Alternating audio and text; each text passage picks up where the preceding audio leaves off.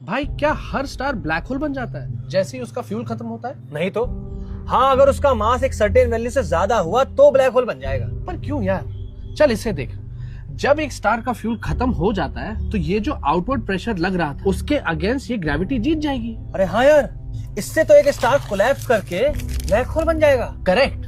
अब होशाय, सितारों से आगे जहां और भी है, अभी फिजिक्स के इम्तिहान और भी। क्या मतलब? देख, ये बात बिल्कुल ठीक है कि जैसे ही स्टार का फ्यूल खत्म होता है तो वो इनिशियली कोलैप्स करता है, मगर एक पॉइंट पे स्टेबल हो सकता है एज अ व्हाइट डॉर्फ। मगर कैसे?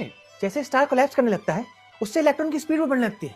इससे ऐसी पॉसिबिलिटीज बनती है जिससे एक ही टाइम पे एक ही जगह पर एक से ज्यादा इलेक्ट्रॉन मिल सके, जो कि पॉसिबल ही नहीं है as per poly exclusion principle. और इससे जन्म होगा एक नए प्रेशर का, जिसको कहते हैं इलेक्ट्रॉन डिजेनेसी प्रेशर, जिससे स्टार स्टेबलाइज हो सकता है एज अ व्हाइट डॉर्फ। मगर भाई उस हिसाब से तो हर स्टार को एज अ व्हाइट डॉर्फ ही स्टेबलाइज होना चाहिए था। नहीं, व्हाइट डॉर्फ के बनने की लिमिट है।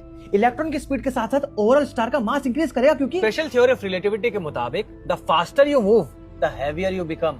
तो इवेंचुअली ग्रेविटी उस हर केस में जीत सकती है जिसमें स्टार का इनिशियल मास एक लिमिट से ज्यादा हो। और अगर किसी स्टार का इनिशियल मास हमारे सन के मास के 1.4 टाइम्स तक ही रहा तो वो व्हाइट डॉर्फ ही बनेगा। मगर भाई ये जीनियस कौन था जिसने ये लिमिट सेट कर दी?